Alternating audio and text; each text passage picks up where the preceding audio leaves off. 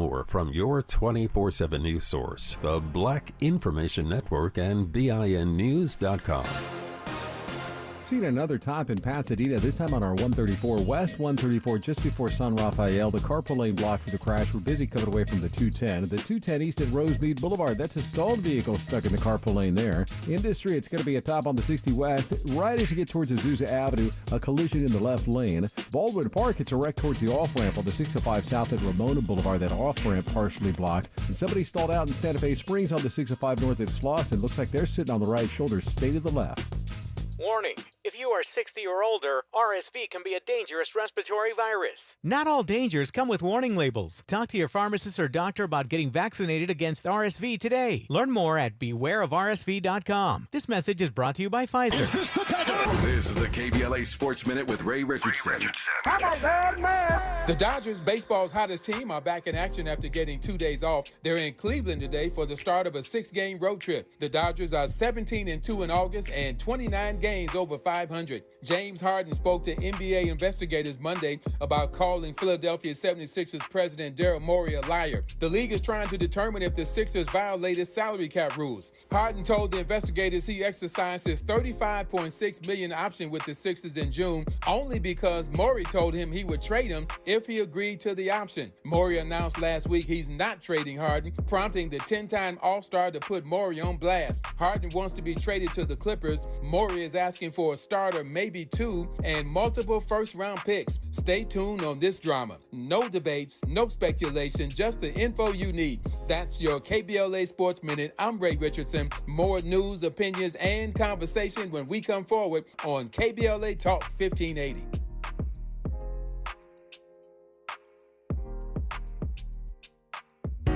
KBLA Talk 1580 is dedicated to empowering our communities by providing progressive talk radio for our audience. We strive to be an intersectional voice for the voiceless. As a Black-owned and operated station, we are committed to highlighting diverse perspectives and creating safe spaces for meaningful dialogue. We believe that everyone has something unique to bring to these political, economic, social, and cultural conversations, and we don't shy away from the hard conversations about current events. We endeavor to be a beacon of hope and understanding, while boldly challenging listeners to think more deeply about difficult topics that impact us all. With this in mind, our mission statement at KBLA Talk 1580 is simple: to create an inclusive platform that promotes civil discourse through honest dialogue and encourages personal growth among our listeners, so they can become the active agents of change. Our vision is to establish ourselves as the premier radio network with relevant programming across the beloved community, connecting people through shared experiences and collective power for lasting impact beyond these challenging times.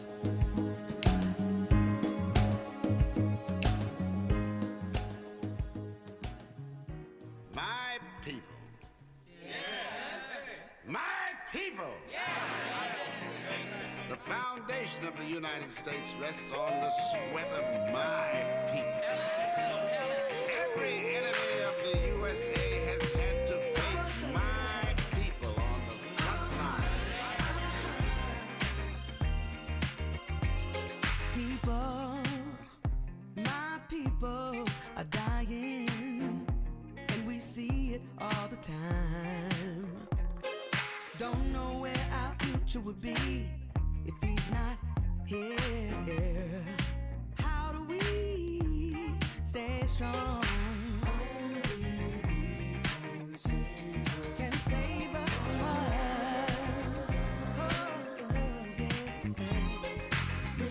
Think about change. Show our people love. My people, hold your head up. My people, don't take it back. My people, rise. My people, rise. My people, we march side by side. We're doing all right. My people cry. My people ride. I'm Tavis Smiley, and we're glad to have you tuned in to this hour of our program. The first hour was amazing. Third hour is going to be amazing, but so will this hour be. An interesting and amazing dialogue as we talk about how elites ate the social justice movement. Here's the question: can genuine change ever emerge from the fervor of social movements, or are they destined to fizzle out in the face of established institutions and elite influence? I am pleased to be joined now by the writer and academic Fredrik DeBoer for the hour. Fredrik, good to have you on the program. How are you today, sir? I'm good. Thanks so much for having me, Tavis. It's a thrill to get to speak to you. It's an honor to have you on the program. Thank you for the time. A lot to unpack in this hour, so I'm going to make the most of the time that we have. Let me start with this. I was just saying a moment ago that on Monday, we will celebrate the 60th anniversary of the March on Washington. To my mind, there has been no greater movement for social justice in this country than the March on Washington. One could certainly argue, and perhaps we will, about the impact of Black Lives Matter. I've said many times in my work and witness, and even on this program, that movements, as you know, Fredrik, are very rare. We start with a moment. That moment can build momentum, and that momentum turns into movement. Momentum, and movement. Movements in our country are very, very rare. We'll talk about that, I suspect, as we move through this hour. But before I get into your new book, How Elites Ate the Social Justice Movement, which drops in just a couple of days, I'm honored that Fredrik chose to come on this program before the book even comes out. So thank you for that, sir. But let me just get your take on the March on Washington.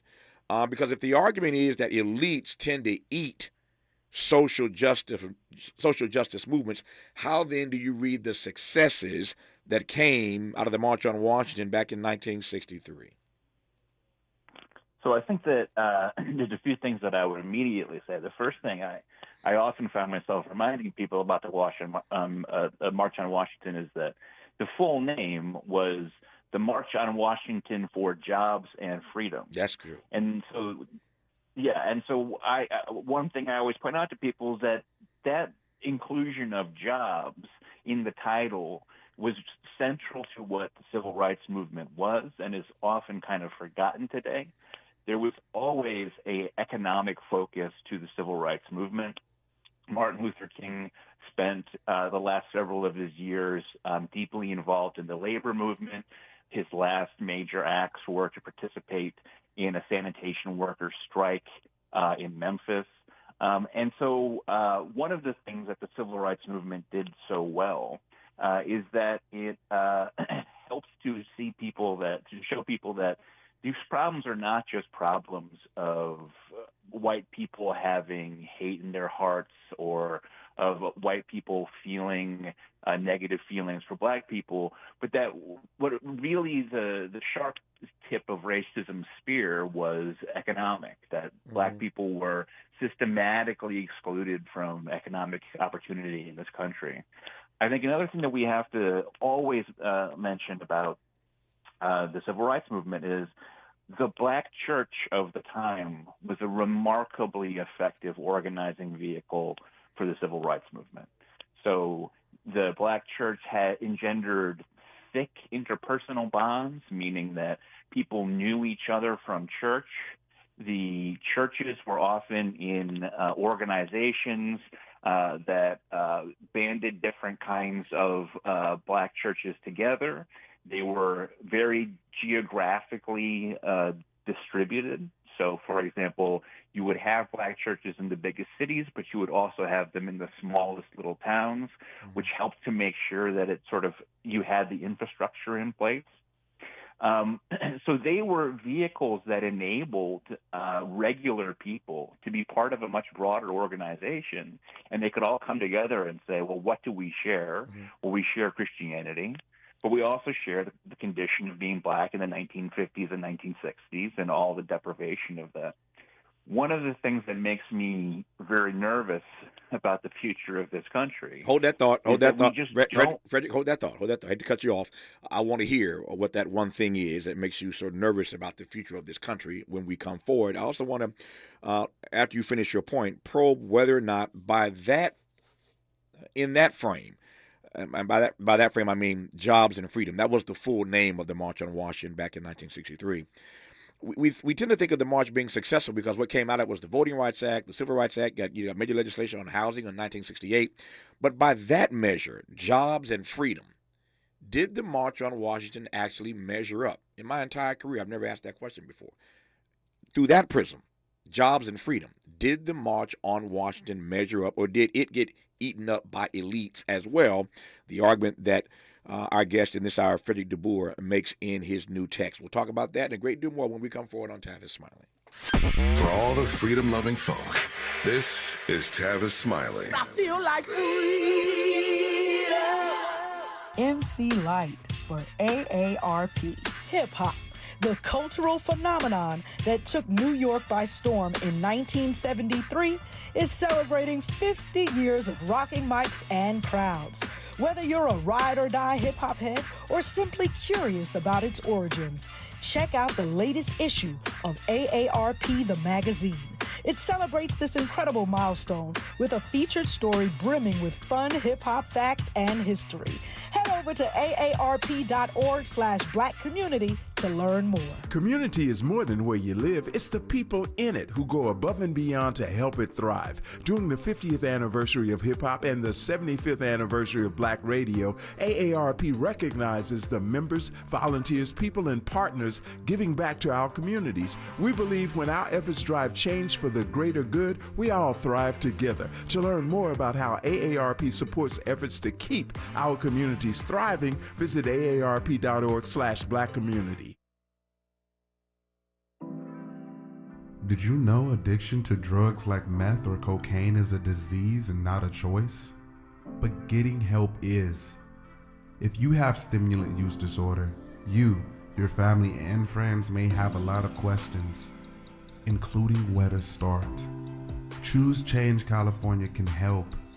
Make a change today and find a proven treatment option for you at choosechangeca.org. I'm David Goldberg, a bilingual elementary school teacher and president of the California Teachers Association. As we start a new school year, there's something new happening in California's public schools. They're called community schools, where families, students, educators, and communities are making decisions as one. As a parent, I feel like we're really valued as partners in the education system. Community schools are bridging the systems of academics with the community. The curriculum is designed around the students and their academic needs. I know community schools are working. We see it in parent involvement. We see it in student academics. We saw double-digit gains in math, English, and reading scores. It's a more innovative, holistic approach to educating students. I really feel like this is the first time that we're really seeing a system change in our school. It's innovative, fresh, and they're already working. We invite you to learn more about community schools as we come together to reimagine public education here in California. And that's why CTA brought you this message.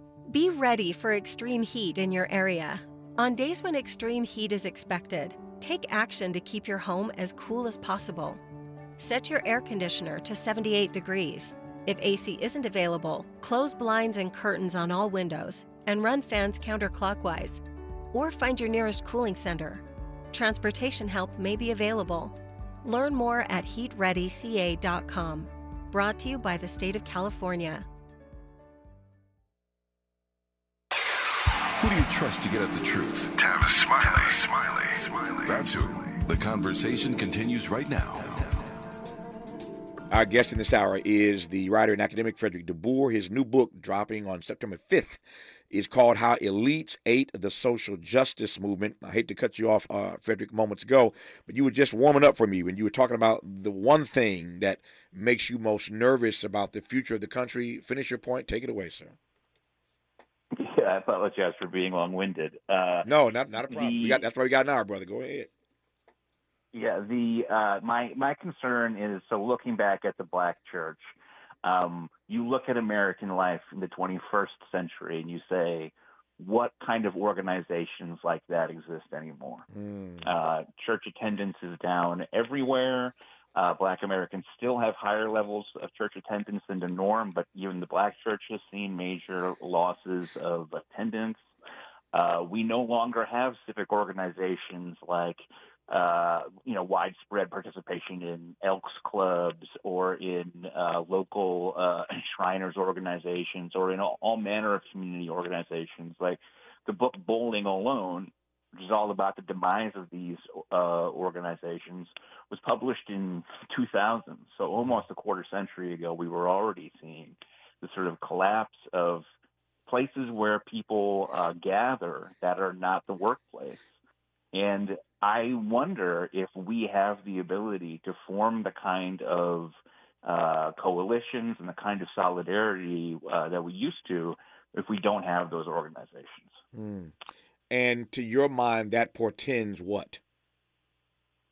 Well, I think the problem is that the sort of social media function, the internet, sort of fills the hole for some people in terms of having some sort of social engagement.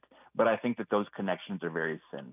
So I think that if you look at the 2020 moment, the reaction to the murder of George Floyd, but also just the last, 15 years or so of political discontent across the world, you have the ability to inform a lot of people quickly with social media.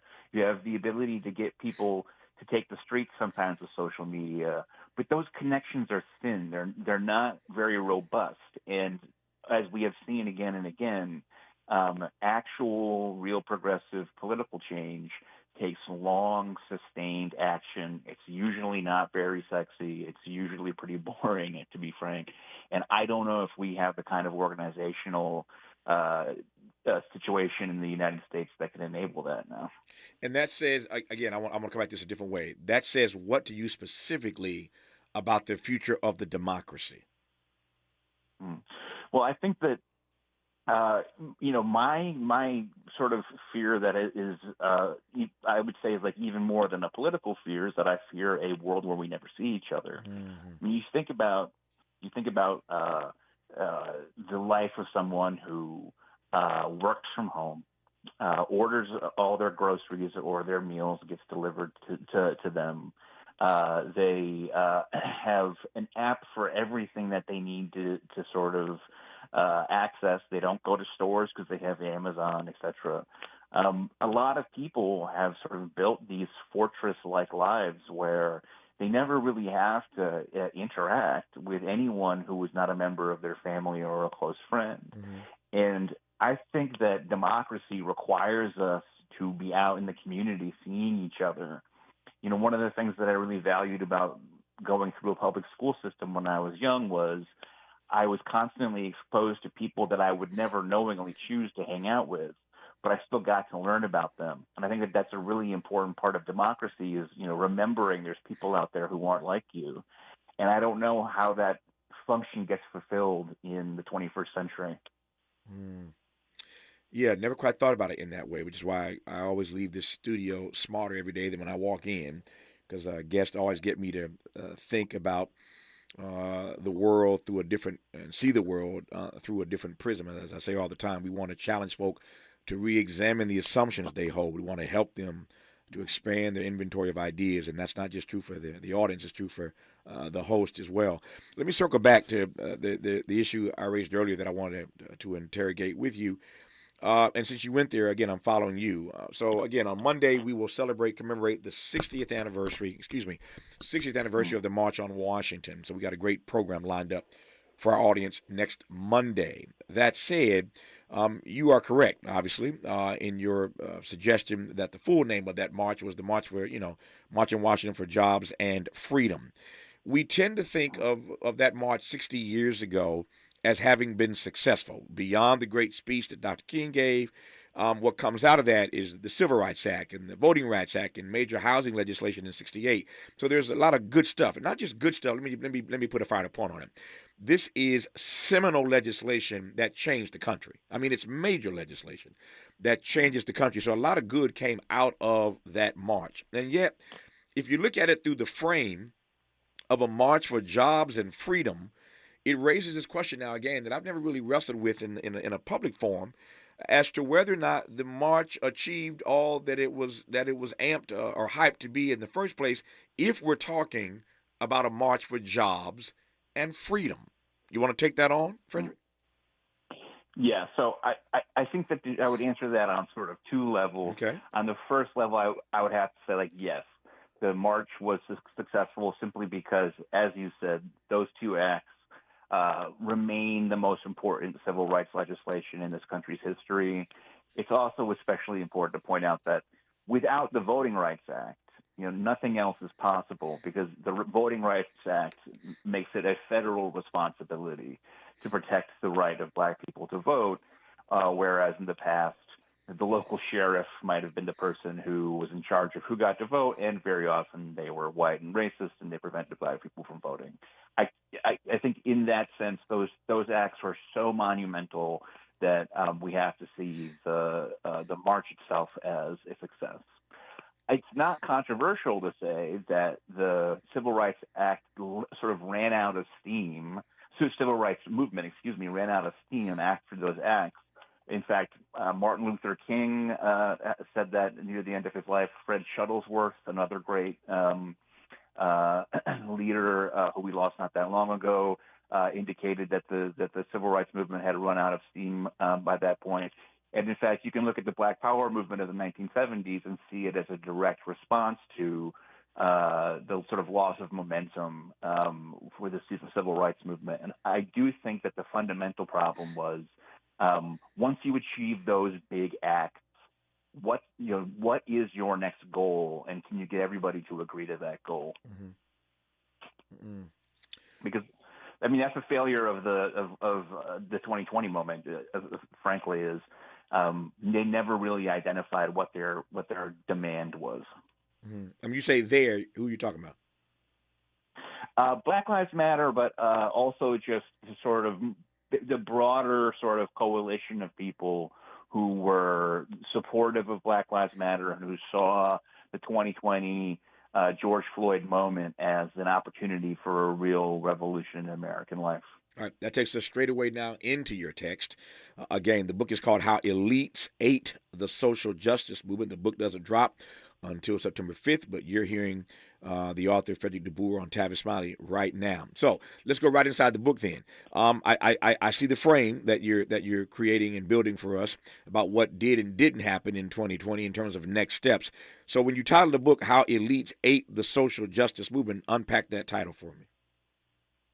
Sure. So if you look at, okay, what are the changes that we can look back and say were accomplished in that moment in 2020 as a result of that? We had moments, we have things like investment banks like Goldman Sachs putting out statements in support of Black Lives Matter. We have elite universities like Ivy League universities creating scholarships in George Floyd's honor. We have nonprofit organizations that are developing position statements and changing their employee handbook. We have the leaders of the Democratic Party draping themselves in kente cloths and taking a knee in honor of George Floyd. So if you look at all of these actual changes that we can identify, they're all happening in the elite world. They're happening among the most highly educated people in the country. They're happening in institutions that are far removed from the life of the average American, whatever their race. And it's all happening at a distance from the question of, okay, how do we prevent police from killing black people and in general improve the lives of black Americans? Mm. The indictment of the elites, unpack that for me. Yeah, sure. So I think the fundamental problem with the sort of current American scene is not that our elite classes are generally speaking cruel, or that they are necessarily particularly greedy, or that they're immoral as personal human beings. I have said this for all of this. I am an elite in the way that I'm talking about now. I have a PhD, I'm a writer, etc. Mm-hmm. The problem with the sort of the elites as in the way that I'm framing them is that because elites tend to be financially comfortable people who live in safe environments, they tend to fixate on symbolic things rather than on actual concrete issues that can help people, including black people. So again, the Democrats you had that moment where they all put out statements about the George Floyd murder, which is great, and they did all these symbolic actions. But when push came to shove, they didn't generate any national legislation whatsoever to actually change the lives of actually existing black people. And as long as we have a class of leaders who are so divided from the actual day-to-day experience of ordinary Americans, it's difficult to ever get them to understand what ordinary Americans need. I'm processing 3 or 4 things at the same time. Let me get this out of my mouth first. If the argument is that elites ate the social justice movement, did the movement sort of offer itself up, serve itself up to be eaten, or did elites come in like a cookie monster and just devour them? I'm trying to figure out. I'm trying to get to this nexus of how they ate or had access to eat the movement, the social justice movement. Does that make sense? Yeah. So I guess this will get to sort of the controversial part. Okay. I like that. I think it's important to say that the average Black Lives Matter activist, so the average Black Lives Matter activist, that is to say, is someone who obviously has an important point of view, was working from a position of justice, was very deeply invested in making the United States a fairer, more equitable place. But they were not like the average Black American. And one of the ways that the media failed, is that the media kept looking at what Black activists were saying and using that to represent as the sort of opinion of all Black Americans. The average Black American is not a big time lefty radical like I am, like many people are. But it tends to be a moderate Democrat who has a lot of fairly conservative views on social issues. It's also the case that over and over again, we've seen in polling that average Black Americans don't want the police in their communities to be defunded. Very often they ask for more police presence in their neighborhoods.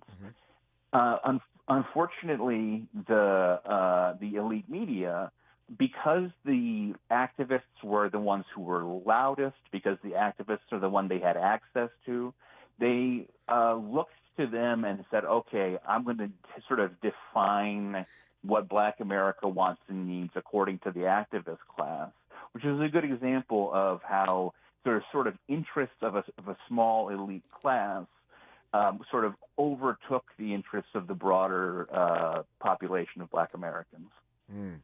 Yeah, this is getting good. This is getting rich. When we come forward, I want to go right to this notion.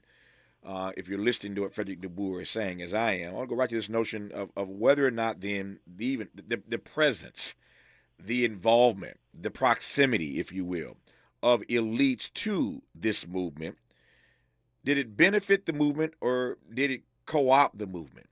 I mean, what I'm pressing toward here is whether or not there's anything good that comes out of the proximity of these elites to this social justice movement. I could ask the same question. We could wrestle with the same issue around the March on Washington. Dr. King said in a variety of ways, a number of times, that his enemies oftentimes, the folk he was most concerned about, were the so-called liberal whites. King had that same indictment of liberal whites that you sort of hear from Fredrik DeBoer in this moment, talking about this social justice movement over the last 5 or 10 years here. So again, some interesting parallels here. A lot more to probe when we come forward with Fredrik DeBoer, author of the book, How Elites Ate the Social Justice Movement, who you're listening to right now on Tavis Smiley. From Leimert Park with love, this is Tavis Smiley. What does access mean? Access means owning a home. Access means growing my business. Access means building generational wealth. No matter your goals, U.S. Bank Access Commitment Programs and initiatives provide the tools and resources to help you reach them. Access your financial goals at usbank.com/access. Member FDIC, Equal Housing Lender. Hey, Life doesn't stop when cancer starts. After diagnosis, treatment is vital. But for some, just getting there, to appointments, chemo, or radiation, is a major challenge. You can change that. Volunteer to give rides with the American Cancer Society Road to Recovery program. Driving for a few hours of your day can make a life-saving difference for someone with cancer. Visit cancer.org/drive to learn more. I'm Mike Moore. Here's the latest from the Black Information Network. Former President Trump says he'll travel to Atlanta Thursday to surrender in his Georgia election interference case. He noted on Truth Social that he'll be arrested by Fani Willis, who he referred to as a radical left district attorney. The African-American Fulton County DA who launched the investigation into Trump and his allies has given the defendants until noon Friday to turn themselves in. South Texas is bracing for the arrival of a tropical storm. Harold is expected to make a landfall just south of Corpus Christi around midday, that's Central Time, causing coastal flooding, dangerous rip currents, and high surf as it approaches the coast. Some areas are likely to see anywhere from 3 to 7 inches of rain. And that's the latest. I'm Mike Moore from your 24/7 news source, the Black Information Network and BINnews.com. We have troubles in the Sepulveda Pass on the 405 South at Mulholland Skirball. That's an accident blocking the carpool lane. Also seeing delays on the northbound side from Carson Street up to Santa Monica Boulevard. In Burbank, a wreck on the 5 South at Alameda Avenue. In the number 2 lane, traffic slowing there from Empire Avenue. And in downtown LA, a disabled vehicle on the 101 North past Alameda Street. Warning, if you are 60 or older, RSV can be a dangerous respiratory virus. Not all dangers come with warning labels. Talk to your pharmacist or doctor about getting vaccinated against RSV today. Learn more at bewareofrsv.com. This message is brought to you by Pfizer. Hi, I'm Kyle at Blindster.com. Since 2010, Blindster has sold millions of custom blinds, shades, and shutters to satisfied customers across the country with 20,000 5-star reviews and an A+ rating from the Better Business Bureau. Custom blinds at low prices and free shipping. Blindster.com. This is the KBLA Sports Minute with Ray Richardson. The Dodgers, baseball's hottest team, are back in action after getting 2 days off. They're in Cleveland today for the start of a 6-game road trip. The Dodgers are 17-2 in August and 29 games over 500. James Harden spoke to NBA investigators Monday about calling Philadelphia 76ers president Daryl Morey a liar. The league is trying to determine if the Sixers violated salary cap rules. Harden told the investigators he exercised his $35.6 million option with the Sixers in June only because Morey told him he would trade him if he agreed to the option. Morey announced last week he's not trading Harden, prompting the 10-time All-Star to put Morey on blast. Harden wants to be traded to the Clippers. Morey is asking for a starter, maybe 2, and multiple first-round picks. Stay tuned on this drama. No debates, no speculation, just the info you need. That's your KBLA Sports Minute. I'm Ray Richardson. More news, opinions, and conversation when we come forward on KBLA Talk 1580.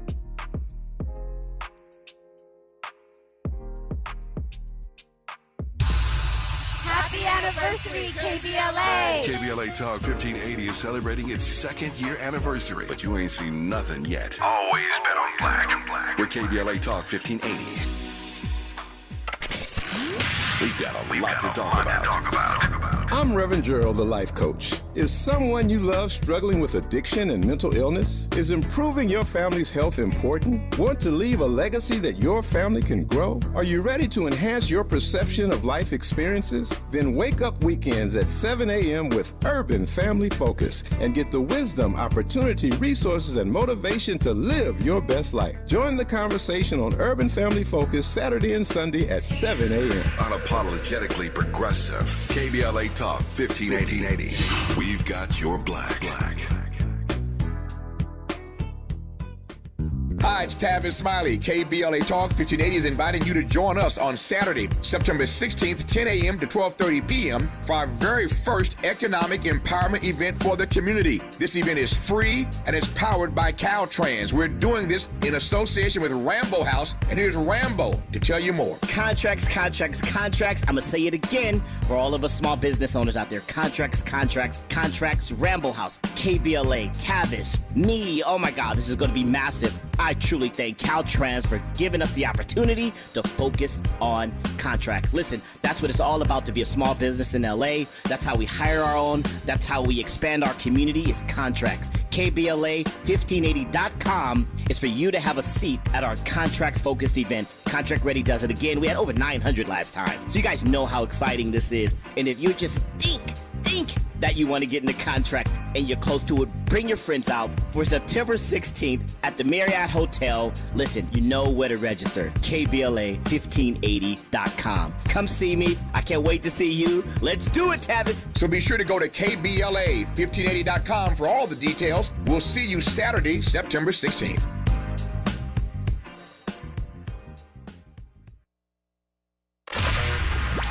Smart talk for curious people just like you. You're listening to Tavis Smiley. We're in dialogue in this hour with our guest, writer and academic Fred DeBoer. His book is called How Elites Ate the Social Justice Movement. The book drops on September 5, but we are honored to have him on this program in advance of the book even coming out. We thank him for that high honor.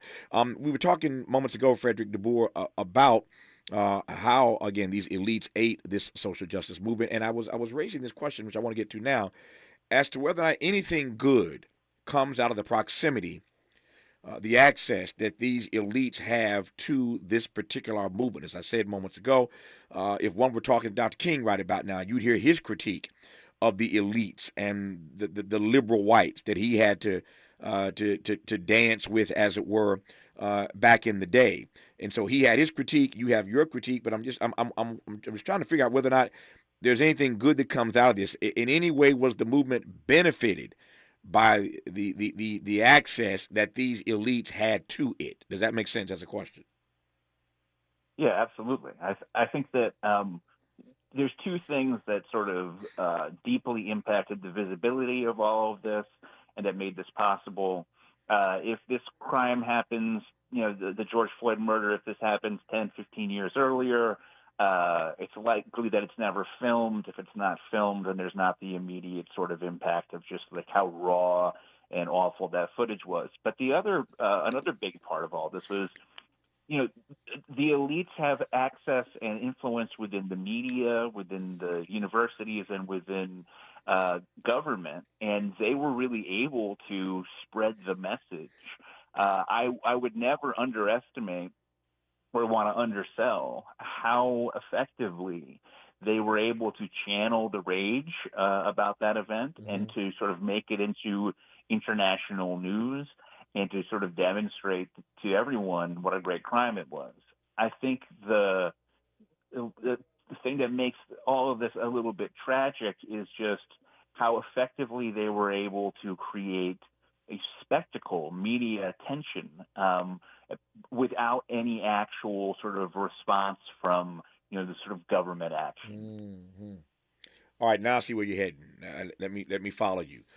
We were discussing earlier the result, the impact of the March on Washington almost 60 years ago come next Monday. What comes out of that, the Voting Rights Act, the Civil Rights Act, and other pieces of important and seminal legislation in this country's history. Fast forward a number of decades, you have this particular social justice movement, Black Lives Matter, at the center of it. It kicks up in a way that we could never have imagined post the murder of George Floyd. I wonder then if you can compare and contrast American policy reform. How would you compare and contrast policy reform after this iteration of a social justice movement versus what we saw back in the 60s? Yeah, I mean, all of these things have to be judged within their actual sort of specific political context. And unfortunately, the Democrats have had the slimmest of majorities in the years since George Floyd was murdered, and that has had a lot of impact on what could get passed or what could not have been passed. Mm-hmm. There's a bill called the George Floyd Justice and Policing Bill. It was filled with a lot of tweaks to policing, increasing the amount of documentation and statistics about police violence that had to be captured, of banning federal police officers, federal agents from using chokeholds or doing no-knock raids, etc. a lot of the activists saw that bill as weak tea. They saw it as a compromise bill, but it did have a lot of good ideas in it. Unfortunately, we were unable to get that bill passed because of the composition of the Senate. So I don't blame those activists for not being able to get real legislation passed. But I do think that it is a really sad statement about the sort of situation our country's in, that we had such rage and such emotion and such widespread belief in the need for change, and nothing happened. To your point about nothing really happening, tie that back to the issue you raised earlier, as you see it, that the movement lacked any tangible goals. That certainly cannot be said of the March on Washington 60 years ago, given once again the Civil Rights Act, the Voting Rights Act, etc. That came out of that. There were tangible goals then beyond even the issue of jobs and freedom. So link the fact that nothing happened to your earlier argument that reality, in fact, came to be because there was a lack of, as you put it, tangible goals.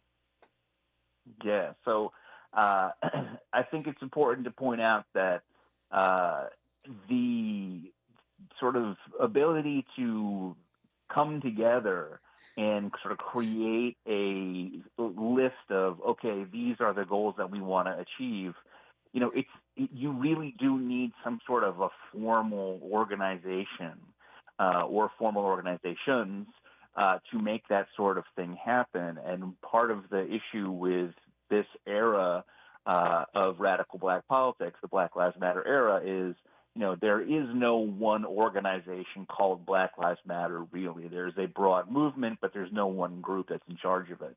And so you just didn't have the infrastructure, the leadership infrastructure, to be able to come together and say, okay, how are we going to decide what's most important first? How are we going to decide what our top priority is? What are we going to fight for the most? I think we can't underestimate the force of public opinion. There was a period in the months following the George Floyd's death when even a majority of Republicans in polling were expressing support for Black Lives Matter in that moment. Yeah. So there was political will there. There just wasn't political results. Political will, but no political results. Let me ask this question then, because I think this ties in nicely, and that is that whether you're Black Lives Matter, whether you're SCLC, NAACP, King, and those other organizations back in the day in the Civil Rights Movement, you have to operate inside of political systems and structures. No way around that. You have to operate inside of these systems and structures. But these systems and structures, including government and political parties, this political apparatus itself has a way of moderating these movements, does it not? Yes, of course. And, moderation and wanting to maintain sort of the battle between moderation in order to get things done and wanting to maintain your radicalism, your purity, that's been a part of every political movement in the history of the world, right? I mean, that is a thing that is just endemic to these political movements. I think that the part of the problem with the sort of current era is in the social media age, what you get rewarded for on social media is having the most strident voice, right? Being the most uncompromising, being the loudest in demanding justice. You don't really get a lot of reward from your peers. You don't get a lot of, likes or whatever by saying, okay, look, we have to work from within a system. How are we going to do the best that we can in this system? That was one problem. But another problem that I think is really important to acknowledge is it's difficult to get a meaningful policy passed to stop white cops from killing black people because ultimately every individual cop has to make the decision not to pull the trigger, right? Not to put his knee on another man's neck. It's important to say the killing of George Floyd was already illegal, but the cop did it anyway. Now there's 4 cops who are going to jail because of his murder. But I think what activists would say, and they have a point, is, you know, it's already illegal to extrajudicially kill black people. What we don't have are the tools to get cops to stop doing it. Let's come and talk about that in a moment as we come forward. I've said many times that slogans are not solutions. That's my view, that slogans are not solutions.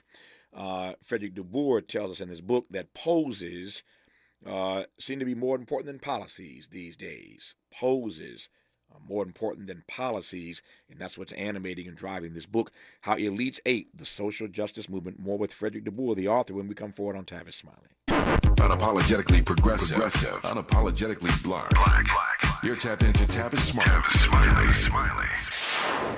I'm Kareem Abdul-Jabbar. I learned about atrial fibrillation the hard way. My symptoms would come and go: shortness of breath, fatigue.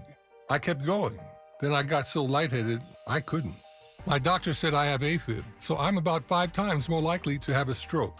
Other symptoms, irregular heartbeat, heart racing, chest pain can come and go, but the risk of stroke stays. If you have symptoms, tell a doctor. Visit notimetowait.com. Sponsored by Bristol-Myers Squibb and Pfizer. Parents, we know we can't protect our kids from everything. Eventually, they're going to bump their heads or scrape their knees. But we can protect them from 6 types of cancer. HPV, or human papillomavirus, is a common preventable virus that can cause cancer later in life. The HPV vaccine prevents human papillomavirus and all the cancers it can cause.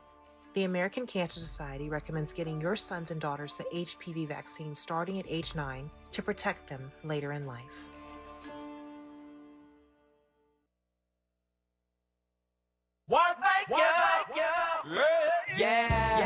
The California Crusader newspaper would like to thank all of our subscribers for their support throughout the years, proudly serving the South Los Angeles and South Bay areas for more than 40 years. The California Crusader is a multicultural, black-owned, adjudicated newspaper that focuses on providing newsworthy information to the people in our community. We're constantly looking for ways to assist businesses in our community to connect with our subscribers. We provide low-cost, effective ways to promote your business with our reasonable and affordable advertising rates. You can participate by suggesting, sharing, and submitting your stories on the California Crusader newspaper Community Share Facebook group page, or visit our website at cal-cruise-news.com. That's calcruisenews.com. Then click on the Submit Now button located on the top right corner of the homepage, or text CCN to 42828. Again, text CCN to 42828. The California Crusader newspaper, working together to build a better community for our future. Subscribe today.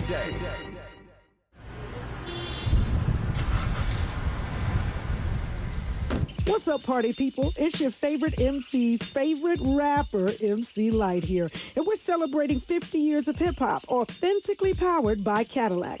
And we're going to take it way back to where it started. It was only fitting that hip-hop began with teenagers at a back-to-school jam in the rec room of a South Bronx apartment complex by an 18-year-old brother. By the way, I'm also sure he had a Cadillac parked outside. He noticed the energy on the dance floor when he switched between 2 turntables, extending the beats, repeating the breaks, and never losing the rhythms. And that was the birth of hip-hop. And from that moment, it took off. For more on how Cadillac is celebrating hip-hop's 50th, visit Cadillac.com/audacity. Let's get back to more of Tavis Smiley right now. Fredrik DeBoer's book is called How Elites Ate the Social Justice Movement. It drops once again on September the 5th, but we are honored to have him in dialogue on Tavis Smiley right now. So, Fredrik, I was thinking during that break, I take the point you made in defense of these activists in this most recent iteration of a significant social justice movement at which Black Lives Matter was at the center. To your example of George Floyd being murdered by Derek Chauvin, you're right. And the activist would be right to say that it was already illegal to kill the brother in the way he did. What we lack are the tools to stop these individual white cops from making these decisions, to take the lives, to not respect the humanity and the dignity of these black brothers and sisters they come in contact with, which leads me to ask the following. Let me preface it by saying I understand that the challenges of the 60s are different from the challenges of this era that we live in right now in late modernity. And yet I'm wondering whether or not you're willing to concede that what we're up against right now is not just a different kind of challenge, but may in fact be more difficult to tackle. What I'm getting at is that things were so bad, things were so obvious in the 1960s that it was in some ways, I'm putting the word easier in air quotes, easier for King and those in the movement to know exactly what legislation needed to be passed, exactly what to do. I suspect one could, give a list right now of things that need to be done. I certainly could, but I'm probing whether or not you think, having written this text, the challenges are not just different, but more difficult. I think that's a really important point. And the way that I would personally frame it is that, look, progress happens. I think that there's an unfortunate tendency among activists to want to deny progress. And I get it. I get why, if you're someone who really wants to push for more justice, why you wouldn't want to talk about things getting better. But some things have gotten better. So just to pick one thing at random, right now, black students have about a 5% higher dropout rate from high school than white students.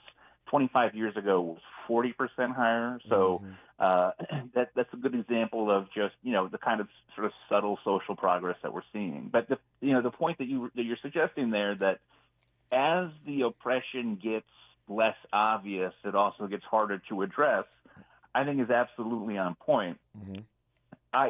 My position has always been the same when it comes to racial justice, which is you have to start at the pocketbook, because if we could eliminate the income gap and the wealth gap between black and white people in this country, you'd be giving black people the economic ability to secure what they need for themselves and the political influence to do something about it. Let's close our conversation talking specifically and directly about that. By the way, Fredrik's book that's coming out in September is called How Elites Ate the Social Justice Movement. There's another book he's written. It's a powerful text that I would recommend. It's called The Cult of Smart: How Our Broken Education System Perpetuates Social Injustice, given the comment he just made. That book, once again, is called The Cult of Smart: How Our Broken Education System Perpetuates Social Injustice.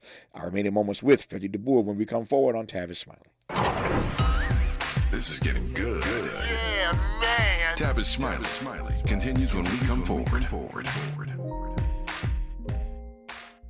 MC Light, for AARP, hip-hop, the cultural phenomenon that took New York by storm in 1973, is celebrating 50 years of rocking mics and crowds. Whether you're a ride-or-die hip-hop head or simply curious about its origins, check out the latest issue of AARP, the magazine. It celebrates this incredible milestone with a featured story brimming with fun hip-hop facts and history. Head over to aarp.org/Black Community to learn more. Community is more than where you live. It's the people in it who go above and beyond to help it thrive. During the 50th anniversary of hip-hop and the 75th anniversary of Black radio, AARP recognizes the members, volunteers, people, and partners giving back to our communities. We believe when our efforts drive change for the greater good, we all thrive together. To learn more about how AARP supports efforts to keep our communities thriving, visit aarp.org/Black Community. Some people won't give you the real talk on drugs, but it's time we know the facts. Fentanyl is killing people. It's a powerful opioid, often made illegally and commonly mixed with illicit drugs. It can even be pressed into counterfeit pills that resemble prescription medications. Just 2 milligrams, about the size of a few grains of sand, could potentially be lethal. This isn't an ad to scare you, but it is an ad to make you think twice. Get the facts. Go to realdealonfentanyl.com. This message is brought to you by the Ad Council. We boldly go where no man has gone before. Boldly taking talk radio where it has never gone before. New vistas, new voices, new views, new visions, new victories. We're KBLA Talk 1580, and we're taking public media black. I'm Kareem Abdul-Jabbar. I learned about atrial fibrillation the hard way. My symptoms would come and go: shortness of breath, fatigue. I kept going. Then I got so lightheaded, I couldn't. My doctor said I have AFib, so I'm about 5 times more likely to have a stroke. Other symptoms, irregular heartbeat, heart racing, chest pain can come and go, but the risk of stroke stays. If you have symptoms, tell a doctor. Visit notimetowait.com. Sponsored by Bristol-Myers Squibb and Pfizer. Hey there, Los Angeles. This is James Lucky Jr., publisher and editor of Los Angeles News Observer. Are you hungry for news that matters to you in the African-American communities of Los Angeles? Well, buckle up, because we got the scoop you've been craving. Stay in the know and never miss a beat with our free weekly publications conveniently available near you. Or hop on the digital wave and become an exclusive subscriber at OGNSC.com. Don't forget to join the party on Instagram and Twitter at OGNSCINC for behind-the-scenes access and sizzling updates. No more FOMO. Let's stay informed, connected, and empowered together.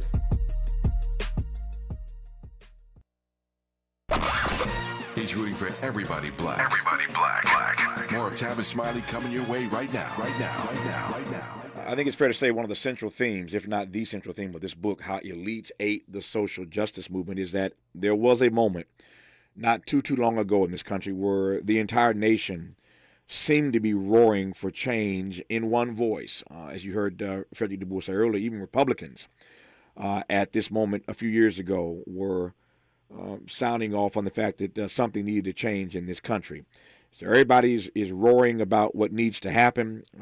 We think that change is on the precipice, and then all of a sudden, not much happened. And the more I think about that, Fredrik, the more I am reminded. I've been at this for 30 years now, and started when I was 5. But I've been at this for 30 years now, and that tends to be what happens. And I guess the question I could ask right now, and will, is why we expected this moment to be any different.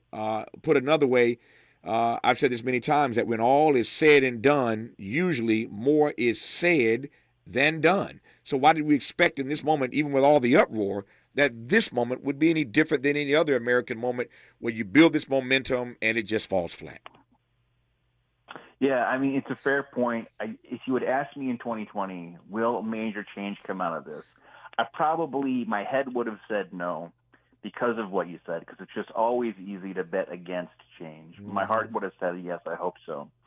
I do think it's important to say that a lot of politicians wrote a lot of checks with their mouths that they then did not cash when it came to change. Tons of people donated a lot of money to organizations. We don't know where that money went. Even if we say, okay, what didn't happen is depressing, we have to look back at the moment and say we need accountability. The people who said they were going to do things, we need to demand that they either do them or explain why not. And so that the next moment is a better moment and we can get a little more done. We referenced Dr. King a number of times earlier in this conversation, and King once said famously that change does not roll in on the wheels of inevitability. Change does not roll in on the wheels of inevitability. You have to be intentional. I added that part. You have to be intentional. King also said that we have to be weary about taking what he called the tranquilizing drug of gradualism. Once again, you have to be intentional. The point you made earlier about what would happen in this country if we could ever get black folk on the right foot, on the good foot, as James Brown might say, economically, that would fundamentally change things. But we've been talking about that, ad infinitum, ad nauseum, and nothing seems to be changing in that regard either. Black people still lag far behind white folk in every single leading economic indicator category. So we know what needs to be done. It just ain't been done. This ain't a skill problem. It's a will problem. We'll leave it there for now. The book is called How Elites Ate the Social Justice Movement. The author of that text is Fredrik DeBoer. The book drops on September 5th. I've been honored to have Fredrik DeBoer on this program. Fredrik, thank you, sir. All the best to you. Congrats on the text. Thank you so much. My great honor. More of Tavis Smiley when we come forward. KBLA 1580 Santa Monica. I'm Mike Moore. Here's the latest from the Black Information Network. Former President Trump says he'll travel to Atlanta Thursday to surrender in his Georgia election interference case. He noted on Truth Social that he'll be arrested by Fani Willis, who he referred to as a radical left district attorney. The African-American Fulton County DA who launched the investigation